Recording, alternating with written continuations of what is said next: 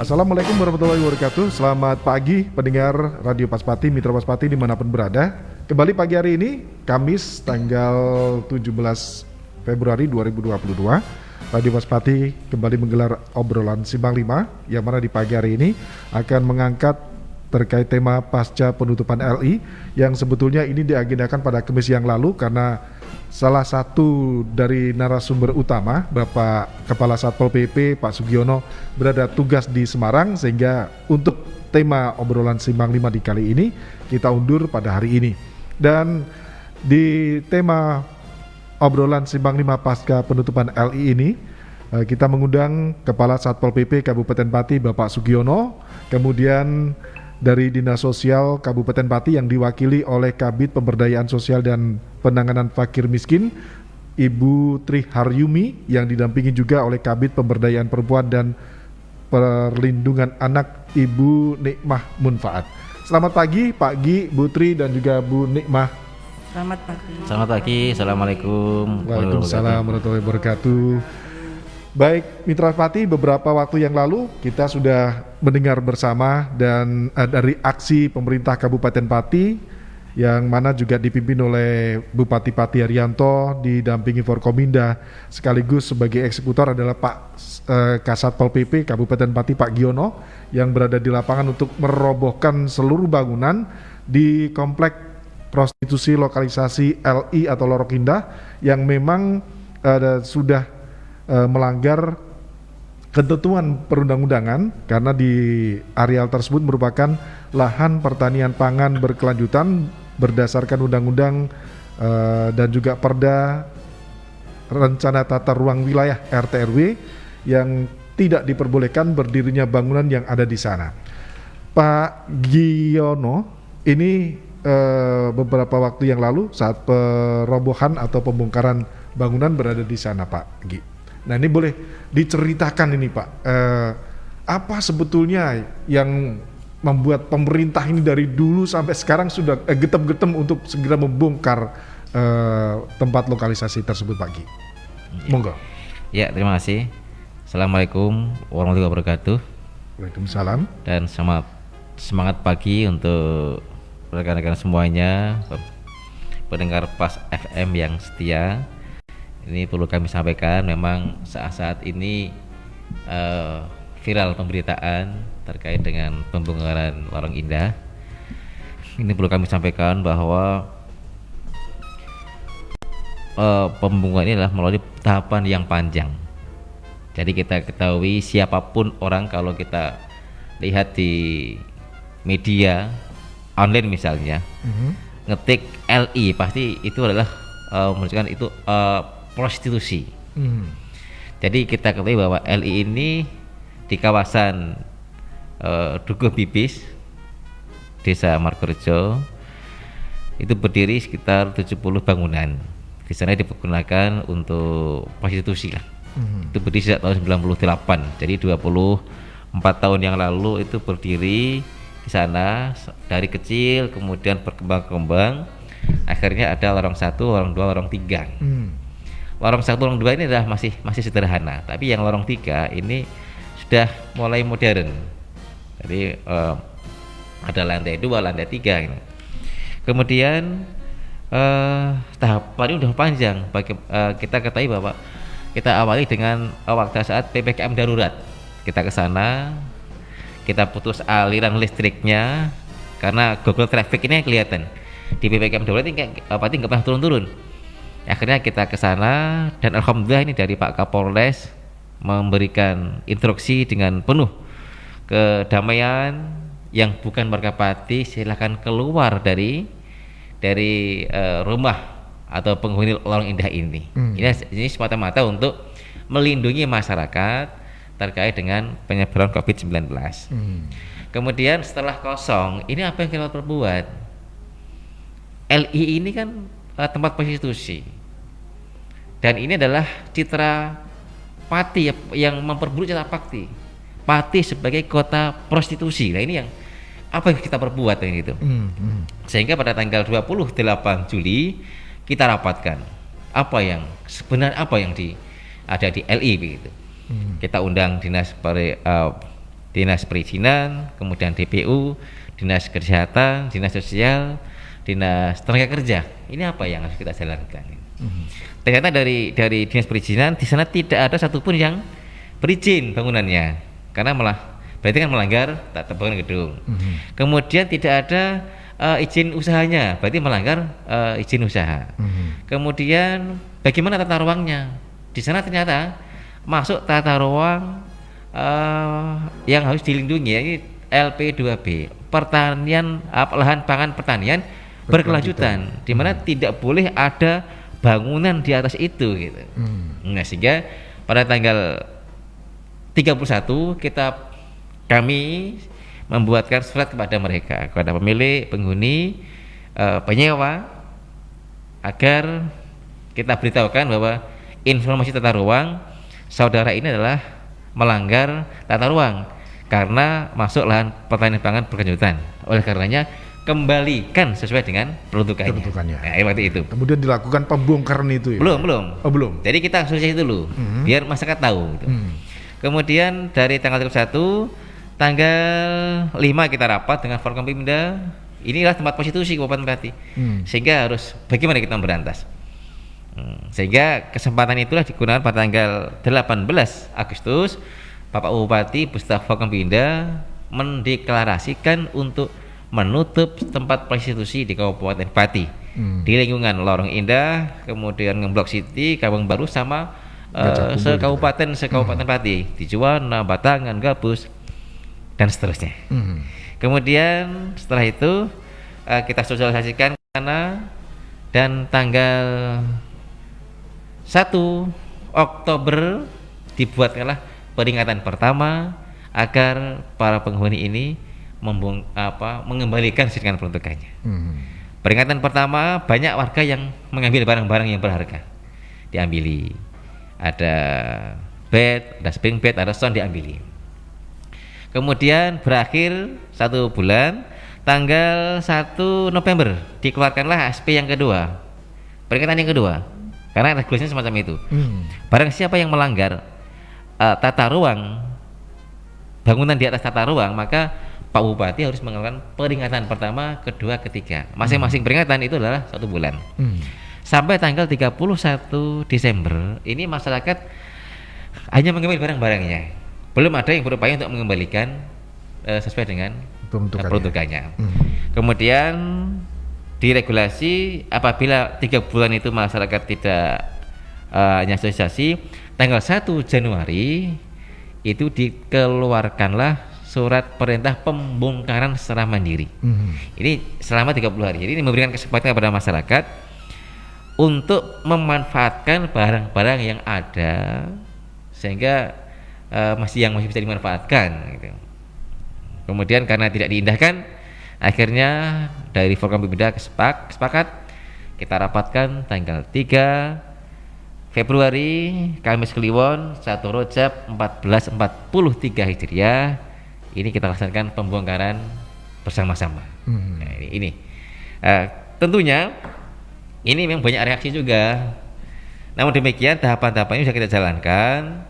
Dari Ombudsman RI juga sudah datang ke kami untuk mengklarifikasi hal ini. Dan dari Komnas HAM RI tanggal 16 November juga pernah datang ke sini untuk mengklarifikasi ini bagaimana apa yang terjadi terkait dengan Lorong Indah ini. Jadi beliau sudah mengklarifikasi. Termasuk kami juga diundang Pak Gubernur lewat Biro Kesra untuk menjelaskan apa yang terjadi. Tapi beliau adalah menyadari semuanya, karena adalah terkait dengan pelanggaran peraturan daerah. Harus kita jalankan. Demikian ini ya, demikian gambaran eksekusi kami terkait dengan Lorong Indah. Oke. Tapi dalam eksekusi itu ada perlawanan Pak ya, atau mungkin ada sedikit penolakan dari warga Pak ya yang sempat terjadi ya Pak ya. Jadi gini, memang ya kita pungkiri lah. Bagaimanapun kan itu kan harta benda kita.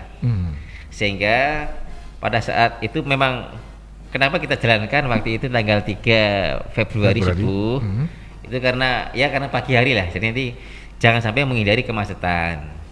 Ternyata masyarakat tahu dan ada perlawanan dari mereka di mana di pintu masuk ke arah Lorong Indah itu kami dihadang oleh ratusan orang, baik itu warga, pemilik maupun apa namanya itu ya boleh dikatakan preman begitu, tapi bukanlah, itu adalah warga kita juga. Ada barikade dan alhamdulillah bisa kita lewati tanpa ada korban dan akhirnya eksekusi bisa dijalankan. Oke. Baik. Dari pembongkaran yang dilakukan oleh Pak Giono bersama Forkompinda, ini kan tentunya ada semacam dampak gitu ya. Nah, saya ingin ke Ibu Tri Haryumi selaku Kabid Pemberdayaan Sosial dan Penanganan Fakir Miskin ini, Bu. Tentu saja ada dampak yang timbul dari pembongkaran yang dilakukan oleh pemerintah Kabupaten Pati di lokalisasi tersebut, Ibu. Banyak ini yang saya amati, teman-teman yang dulunya ada di LI sekarang itu berpindah di kos-kosan. Nah, ini barangkali ada sesuatu yang mungkin bisa menyadarkan mereka, Ibu, dari teman-teman yang dulunya ada di sana kemudian berpindah di kos-kosan, untuk setidaknya mereka bisa sadar dengan sesadar-sadarnya melalui upaya yang dilakukan oleh Dinsos ini, Bu. Terima kasih sekali. Assalamualaikum warahmatullahi wabarakatuh. Waalaikumsalam. Selamat pagi dan juga seluruh pendengar di Radio Pas FM. Betul bahwa sesuai dengan tupoksi Dinas Sosial P3AKP, terkait dengan untuk permasalahan sosial itu memang luar biasa. Artinya begini, bahwa permasalahan sosial ini bukan hanya Dinsos saja yang menangani, tapi seluruh masyarakat, kemudian OPD begitu yang tadi sudah kolaborasi, dan juga CSR, artinya para pengusaha itu pun juga beliau punya andil untuk menyelesaikan permasalahan sosial ini. Yang diantaranya di sini adalah khususnya tentang pembongkaran dari LI, LI. Bahwa di dinas sosial itu ada yang namanya bidang rehab sos. Di situ bahwa di dalamnya itu kita sudah bekerja sama, yaitu dengan panti begitu yang ada di Solo, di Surakarta, yaitu Panti Sosial Wanita Wanodiatama. Di situ memang khusus untuk membina dari para PSK, baik yang non sewu bahasa yang kena garuan dari Satpol PP begitu, ataukah yang memang karena beliau terjadi seperti ini, kondisi seperti LI ini. Monggo kami mengharapkan ketika masih yang ingin berubah untuk berubah pekerjaan begitu, silahkan nanti bisa menghubungi dinas sosial, nanti kami serahkan kepada panitia yang ada di sana untuk di pantinya.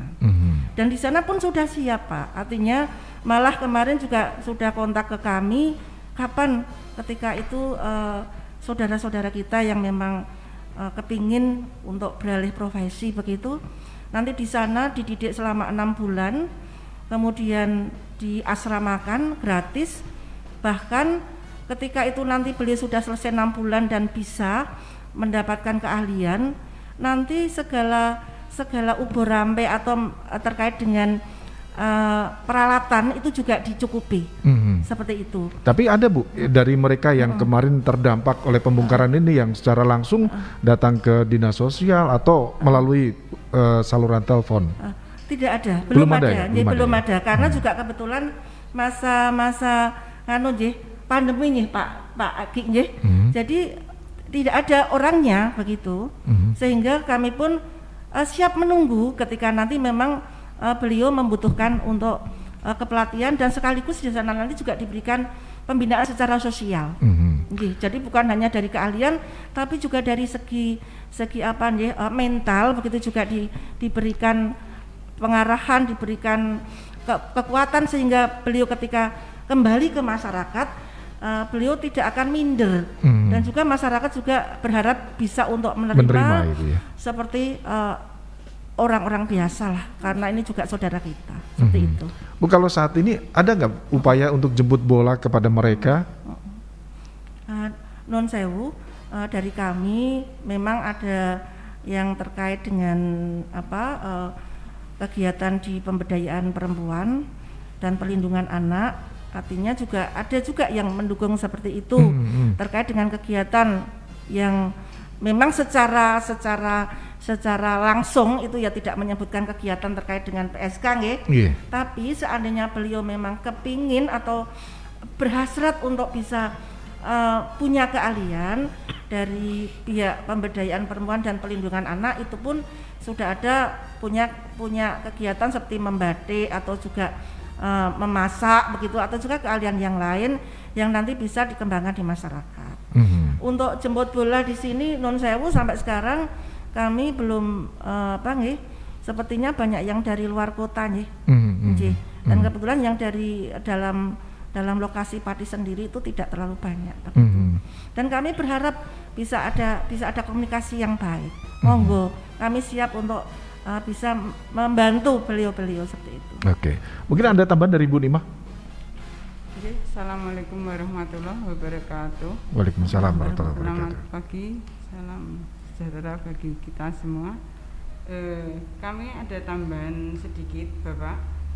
Untuk yang pemberdayaan perempuan dan perlindungan anak, kami setiap tahun akan mengadakan sosialisasi peningkatan partisipasi perempuan, yaitu pelatihan perempuan dalam mengelola usaha ekonomi produktif, Pak. Mungkin bisa wujudnya masak-memasak dan lain usaha-usaha yang terkait rumah tangga, nanti bisa dikembangkan untuk dalam usaha. Itu bisa dijemput bola mulai dari desa, mungkin waktu itu personelnya ada di kos atau bagaimana, nanti kita koordinasikan jemput bola dengan desa bahwa itu butuh pelatihan-pelatihan yang sesuai dengan personel yang ada. Bu, kalau sekarang ini kan banyak Bu di tempat-tempat kos yang beberapa waktu lalu kita juga bersama Pak Gi itu melihat banyak teman-teman kita ataupun kakak-kakak kita, adik-adik kita yang berada di kos itu hanya ya istilahnya nunggu tamu aja dalam tanda kutip. Nah, ini apakah mungkin ini dari dinas sosial atau mungkin juga secara bersama-sama berkolaborasi dengan dinas instansi datang ke sana untuk memberikan semacam sosialisasi atau penyuluhan kepada mereka untuk menyadarkan mereka agar mereka bisa terentaskan dari hal-hal yang dalam tanda kutip hitam itu. Ya, monggo Bu. Kalau kami sih sosialisasi kepada perempuan secara umum ya Pak. Jadi bisa diterapkan pada mungkin personel yang ada di kos itu, atau masuk di sebagian wanita yang harus dikembangkan dalam rangka sosialisasi perekonomian untuk kelanjutan berusahanya itu. Tapi itu. Tapi dari mereka belum ada yang aware gitu Bu ya. Belum ada ya. Ini susahnya di sini Bu ya. Betul, yang kita tangani susahnya di sini. Nah, baik Pak Gi, kalau kita melihat begitu susahnya apa yang dilakukan oleh ada yang telepon. Baik, sementara ada yang telepon dulu. Silakan masuk. Halo. Ya, selamat pagi. Assalamualaikum. Waalaikumsalam. Baik, Mas Agus, terima kasih. Dengan Pak Adi ya. Pak Adi ya, Pak Adi. Oh, siap. Pak Adi, ini ada dua pertanyaan ya untuk dua narasumber. Maksudnya dari Satpol PP dan dari Dinas Sosial. Yang pertama, selaku masyarakat umum mengapresiasi pemerintah daerah melalui Satpol PP yang telah berhasil meratakan sebagian, ya kalau saya katakan sebagian, proyek prostitusi, tempat prostitusi yang sudah dikatakan tadi sudah 27 tahun ya kalau tidak salah. Itu cukup lama, namun alhamdulillah ini sudah berhasil diselesaikan.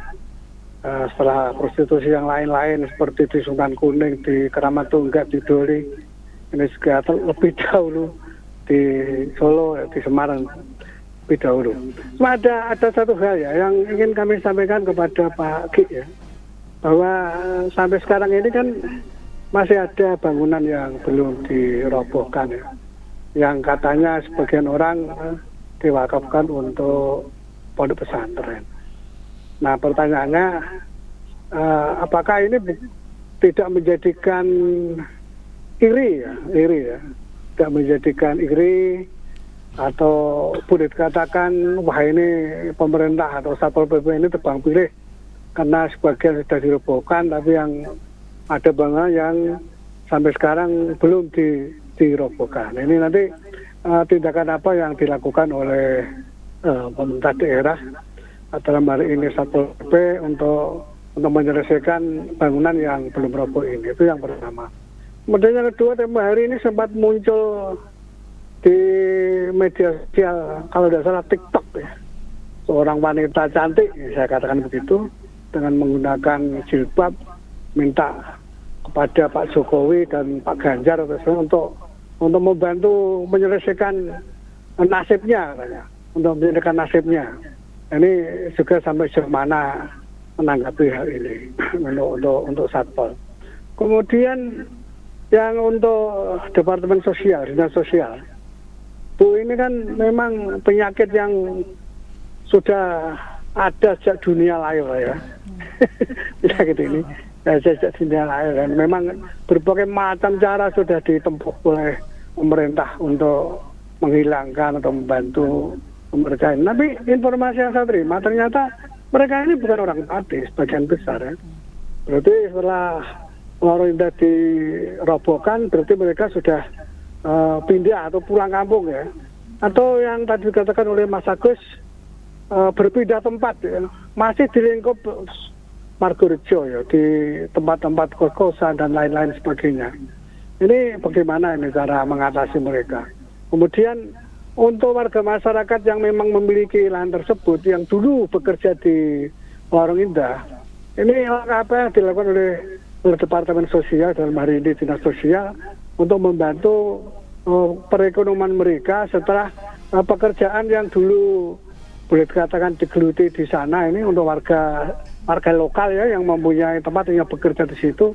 Ini kira-kira apa sehingga benar-benar tuntas lah ya, tuntas segalanya, kemudian rakyat merasa marem dan juga bangga, di mana Pati kalau tadi dikatakan pagi kalau diketik LI itu yang muncul prostitusi di Pati ini benar-benar hilang dari bumi Minatana ini. Saya kira itu beberapa hal yang ingin kami tanyakan dan mudah-mudahan bisa mendapatkan jawaban yang tuntas di acara yang didengarkan oleh sekian banyak atau sekian ratus ribu atau sekian juta telinga di dunia ini, Pak.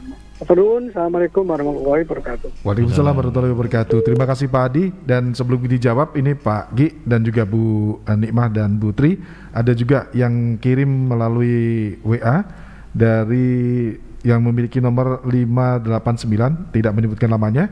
Katanya di LI masih ada bangunan yang berdiri. Tujuannya pertama pembongkaran itu untuk apa? Dan bangunan-bangunan lain selain LI ikut dibongkar enggak ya? Oke, gitu aja. Itu untuk Pak Gi.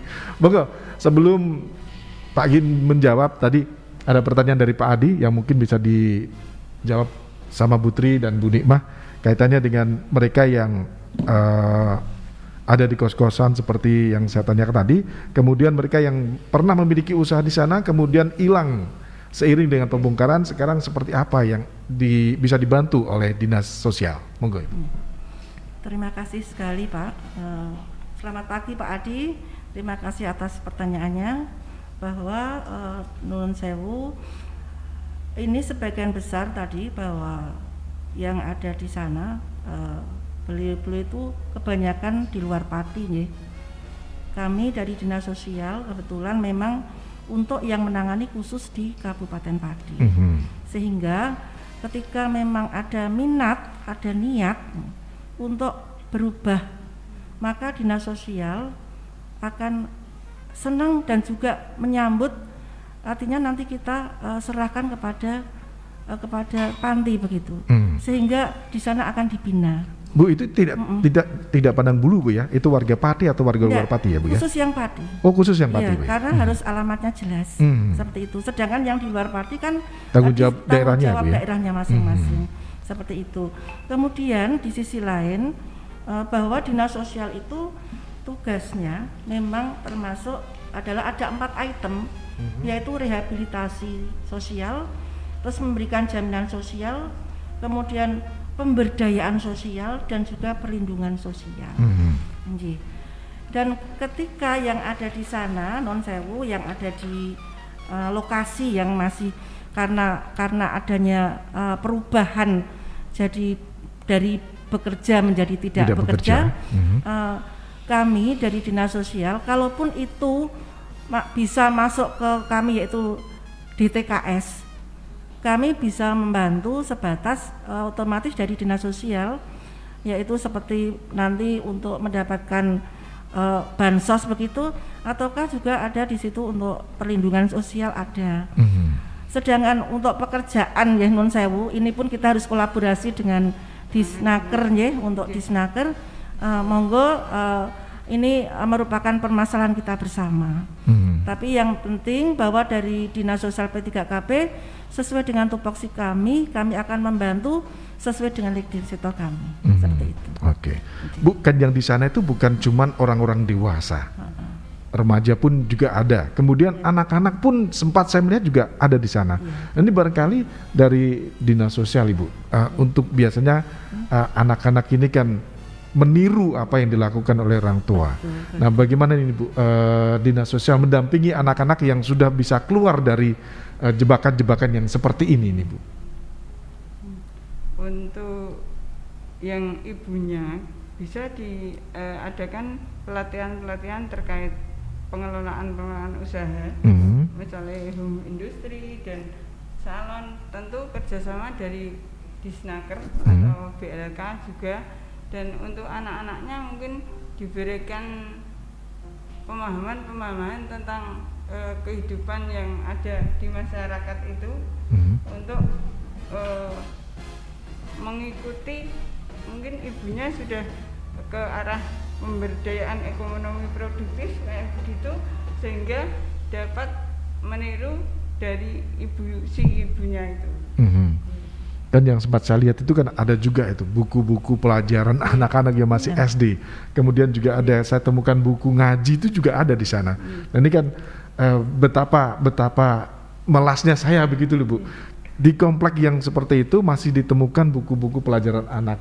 Yang saya takutkan ketika mereka nanti besar itu akan meniru apa yang dilakukan oleh orang tuanya. Nah, upaya barangkali anaknya itu pernah nggak Bu didampingi dalam upaya untuk memperbaiki mental anaknya itu sampai saat ini?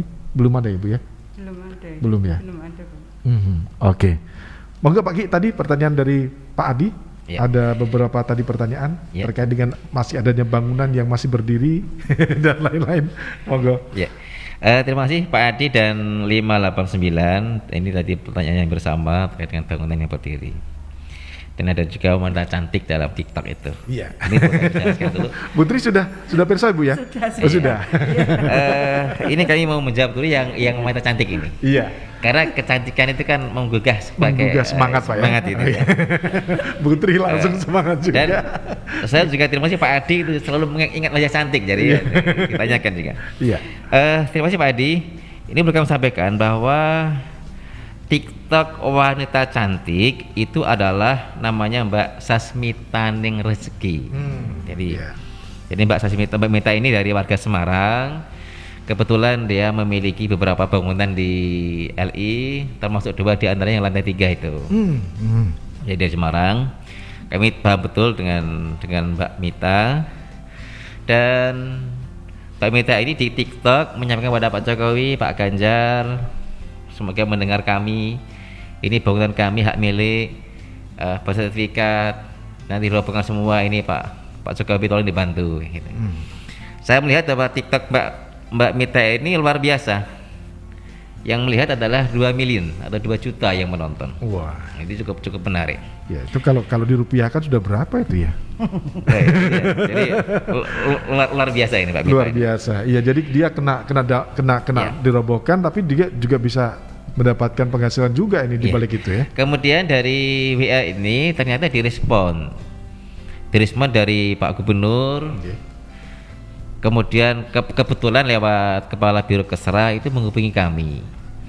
Kemudian dari Pak Presiden itu lewat Kemendagri itu juga menemui kami.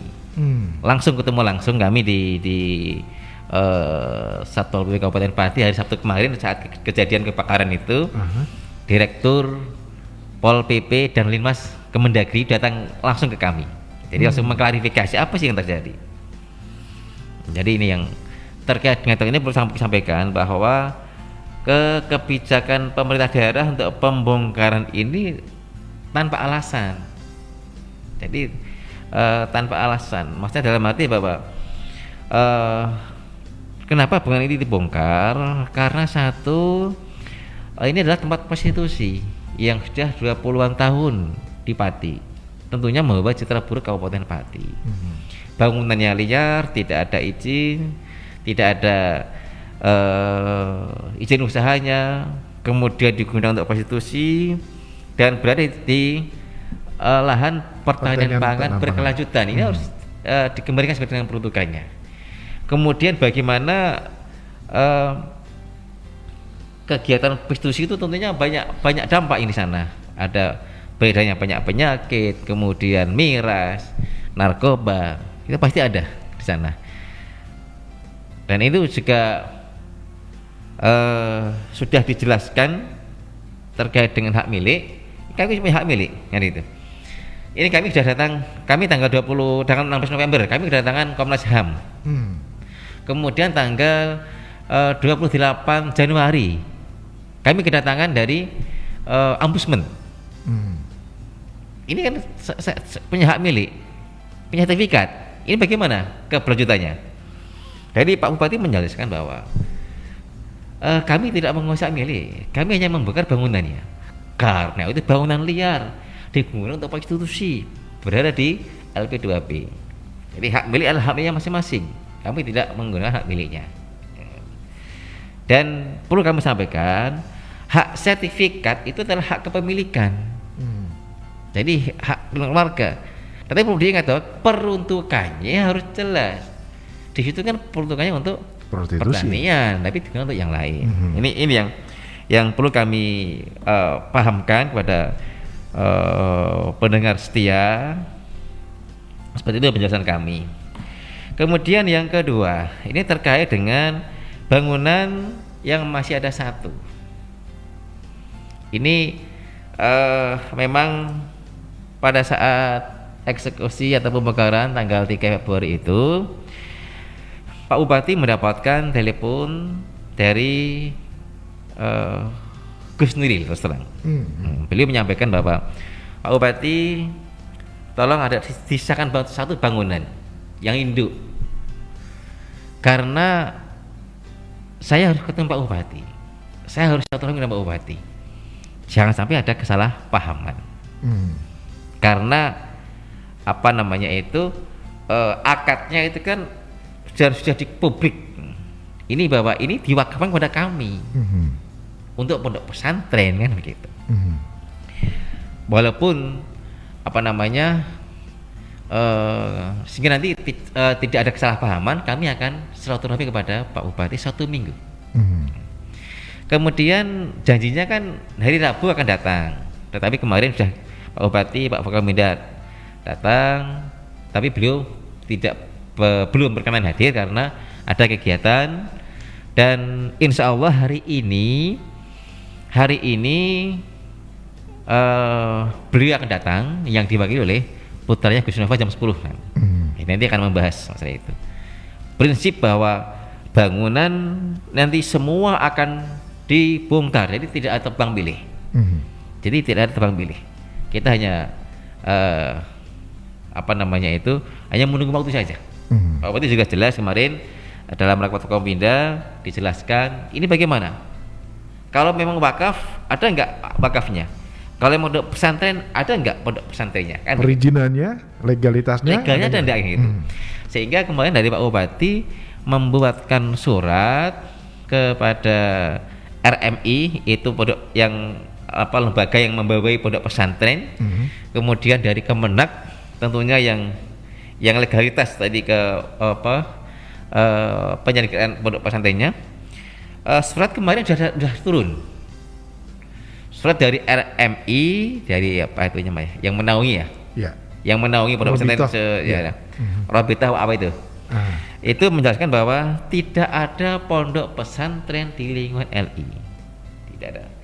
Dari kemarin juga begitu, tidak ada terdaftar pondok pesantren An-Nuriyah di sana, tidak ada. Tidak ada. Jadi tidak ada pondok pesantren di sana. Kalaupun toh ada, itu juga menyalahi. Dan Pak Bupati pun atau siapapun yang berwenang tidak bakal dapat memberikan izin, baik itu IMB atau pasti tidak mungkin dapat. DPMP TSP misalnya, pasti dia tidak akan berani untuk menetapkan atau menerbitkan izin dengan bangunan, tidak bisa. Karena menyalahi aturan. Barang siapa yang memberi izin bangunan di atas yang menyalahi tata ruang atau menyalahi tata peruntukannya, akan ada pidana itu, ada pidana, ada denda. Ya kita kan nggak mau. Kita juga harus punya integritas, kan gitu. Sama dengan kami waktu itu. Kami ada selama tidak sesuai tata ruang, ya udah tidak kita berikan izin. Ini. Jadi nanti dari kemarin kesepakatan bahwa kita menunggu waktu saja, semua akan dibongkar. Jadi kita tidak ada tebang pilih. Dan kemarin juga Pak Bupati, kami memberikan apresiasi kepada salah satu warga, Pak Rondi itu ya Pak? Pak Rondi itu waktu itu kan hari H tanggal 3 Februari itu ada sisa 4 atau berapa itu, kami datangi ke sana, Pak tolong Pak, ini jangan dibongkar, nanti akan kami bongkar sendiri dalam waktu 3 hari. Karena di sana ada banyak mesin, ada genset, ada mesin yang lain, yang banyak tentunya itu. Sehingga kami hargai beliau, Mas Rondi, dan alhamdulillah dia berjanji, saya akan janji, saya tidak akan mengingkari janji, akan saya bongkar sendiri. Dia bongkar sendiri, malah ada karyawannya yang kerubuhan tembok itu, akhirnya patah, kakinya patah dan dibawa ke rumah sakit Solo. Kemudian dia juga membawa bego sendiri. Dan alhamdulillah kami mengapresiasi itu. Jadi ada kesadaran ini menunjukkan bahwa sebagai warga dia juga patuh dan taat pada aturan yang ada. Patuh pada Pemda. Ini yang perlu kita apresiasi. Yang berikutnya ini terkait dengan apa sih gunanya pembongkaran? Memang pembongkaran ini adalah digunakan untuk penertiban bangunan liar untuk prostitusi dan berada di lahan yang tidak sesuai dengan peruntukannya. Ini tujuannya ke sana. Apakah nanti bisa ke bangunan yang lain? Ya nanti kita lihat ke depan. Termasuk besok pagi kami akan membongkar bangunan liar di wilayah Juwana, di pinggir jalan itu, karena menyalahi aturan sempadan sungai. Seperti itulah. Jadi yang prinsip kami akan berusaha untuk menjalankan, menertibkan hal-hal yang belum tertib. Ini untuk ibu-ibu dan juga untuk Pak Gi tentunya. Dari Giman Putra 897 yang mengirim pertanyaan melalui FB. Loh, gimana dengan nasib PSK? Apa pemerintah daerah sudah ngasih modal buat usaha biar mereka si PSK nggak terjerumus dalam lumpur dosa? Jangan bisanya menggusur saja, kalau nggak ada jalan keluarnya, katanya demikian. Monggo Ibu bisa langsung ditanggapi Ibu Nima, Bu Tri, monggo. Terima kasih sekali atas WA dari Bu, dari FB ini Bu. Dari FB itu, ya. Terima Facebook, kasih sekali bahwa sebenarnya dari awal ini kan sudah menyalahi regulasi ya, untuk adanya LI di sana nih. Ini mestinya ya harus kita sadar semua. Tadi saya sudah matur bahwa persoalan sosial itu bukan hanya pemerintah daerah, masyarakat pun berperan. Masyarakat pun berperan. Sehingga di sini untuk para PSK tadi yang memang kepingin mau berubah, dinas sosial terbuka untuk nanti kita serahkan kepada panti yang untuk bisa mendidik, memberikan keahlian seperti itu. Nggak usah gengsi-gengsian Ibu ya. Iya, zaman sekarang kalau gengsi malah ngapain gitu ya? Malah nggak bisa makan Om. Iya, apa adanya seperti itu. Ya. Yang sukses-sukses juga banyak Ibu ya? Banyak. Jadi juga yang mendapatkan suami, kemudian sukses punya usaha ya banyak. Banyak, iya. Nggih, jadi kita terbuka aja. Monggo kita dari dinas sosial artinya menyambut baik untuk bisa kita serahkan kepada panti untuk bisa dibina seperti itu. Oke. Nggih. Tambahan Ibu Nikmah, monggo. Jadi tali pamora harus pelatihan-pelatihan yang kita adakan mungkin setiap tahun, mungkin kita sasarannya desa terdekat, kemungkinan yang ada kos-kosannya itu para PSK mungkin bisa diadakan lebih giat untuk pelatihannya PPEP, pemberdayaan ekonomi produktif terhadap perempuan-perempuan. Oke. Pak Gi, memang ada apa istilahnya, ada modal ini Pak bagi PSK yang kena bongkaran ini Pak? Ya. Ini kok enggak ya Pak ya? Ya. Jadi begini. Sebenarnya dari Forkompimda itu pada tanggal 3 Desember 2021 itu sudah audiensi dengan warga LI, jadi perwakilan warga RI. Ini bagaimana Bapak? Kami misalnya itu bisa nggak listrik kami dihidupkan sehingga kami punya usaha jamur atau usaha apa begitu. Kemudian ada juga warga yang menyampaikan Pak kami ini kan di LI ini kan punya usaha laundry Pak. Ini bagaimana nanti ke depannya Pak? Itu. Dari sini sudah ada tawaran dari beliau Pak Wakil Bupati dan Pemda. Yang punya laundry silahkan kami serahkan 50% omset laundry hotel Safin yang mengelola. Kemudian yang mau usaha ternak, mau usaha jamur silakan. Kami punya wilayah, punya tempat, silakan. Kan sudah ada tawaran yang baik. Sudah ada tawaran yang baik. Namun dari beliau belum mau ada aksinya ke sana. Jadi harapan kami juga begitu, inginnya ada kesempatan bagi mereka untuk berkembang. Dan nanti itu juga bagaimana, itu kebijakan Bupati ya masalah itu ya. Iya. Kita tinggal menjalankan, utamanya adalah kayak penertiban. Oke. Kemudian tadi bagaimana misalnya PSK LI ya itu ya. Ini bagaimana pembinaannya. Memang sejak kami tanggal 15 Juli ya 21 itu kami untuk warga LI kan sudah nggak ada orangnya. Nggak ada orangnya, sekitar pulang semua ya Pak? Sekitar 300, kemudian 350-an itu sudah pada menyebar keluar Pak. Menyebar semua udah pulang gitu. Dan ini kebetulan pernah kami merazia di Kecamatan Batangan itu ada sekitar 14. Ternyata apa? Alumni Lorong Indah ternyata. Ada 14 orang gitu. Jadi pindah ya Pak ya? Iya, cantik-cantik, muda-muda gitu. Kami warga Putra saya sendiri yang datang ke sana. Kami bawa ke Pati, kemudian kami swab, hasilnya negatif semuanya. Namun ada kebijakan dari Pak Bupati, semua yang hadir di sini orang mana saja. Orang Palembang 2, orang Lampung 9, orang Bandung 2, orang Magelang, orang Jepara. Tolong semuanya dimasukkan ke rumah sakit.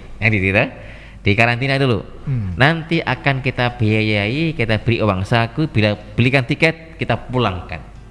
Ini adalah kita pulangkan sehingga dielingke. Ayo carilah kerja yang baik. Jangan seperti ini kan gitu. Jadi inilah bagian dari kebijakan Bupati, diberi uang saku sana untuk kembali. Yang mudah-mudahan saya tidak kembali. Insya Allah. Mudah-mudahan saja. Tapi kami juga ya kami kan tidak mengenal hati ya. Kalau sudah saya silakanlah. Tapi intinya kan sesama kita juga sama manusia ya. Juga kadang juga kasihan. Tetapi kan kita harus kita tegakkan ini. Ini. Oke. Pak Giono, Ibu Tri dan Ibu Nikmah, ini juga waktu juga tinggal beberapa menit lagi karena juga kita akan segera mengakhiri pada pukul 9:30 dan Pak Gi nanti jam 10 juga akan bertemu dengan utusan dari Gus Nuril yang informasinya juga masih membicarakan sisa bangunan yang masih berdiri di LI. Mungkin ada closing statement dari Bu Nikmah, Bu Tri, nanti biar gongnya Pak Gi. Monggo Bu Nikmah. closing statement. Terima kasih sekali. Kami mengharap dari Dinas Sosial P3KB, dari beliau-beliau adik-adik saya, saudara saya, artinya masih ada kesempatan untuk bisa mengembangkan diri untuk bekerja yang lebih baik. Dan Dinas Sosial siap untuk membantu ketika beliau memang ada niat. Kalau tidak merubah sendiri, siapa yang akan merubah? Tidak mungkin orang lain. Jadi harus ada niat di dalamnya. Iya. Terima kasih. Bu Dima? Terima kasih ibu-ibu terkait dengan pemberdayaan perempuan. Kami dari Dinas P3KB bidang pemberdayaan perempuan dan perlindungan anak menyambut baik usaha nanti apa yang dikembangkan oleh mereka. Dinsos menunggu untuk memberikan juga pelatihan-pelatihan itu. Jadi kedepannya untuk memberdayakan ekonomi yang produktif. Oke, Pagi sebagai gongnya mungkin bisa memberikan closing statement. Ya, terima kasih. Yang pertama ini terkait dengan kecemburuan bangunan yang belum dibongkar. Nanti Pemda tetap akan ada kebijakan tidak tebang pilih, semua akan dirobohkan. Ini untuk semua pihak. Jadi akan meyakinkan semua pihak bahwa tidak ada yang dipilih tapi semuanya sama. Jadi tidak ada tebang pilih. Akan kita robohkan, tinggal menunggu waktu saja. Kemudian yang kedua perlu kami sampaikan bahwa kepada teman-teman misalnya ex warga LI yang tolonglah nanti jangan pindah, yang daerah asal kembali ke asalnya. Kemudian profesinya ya tolonglah jangan pindah ke kos-kosan dan sebagainya.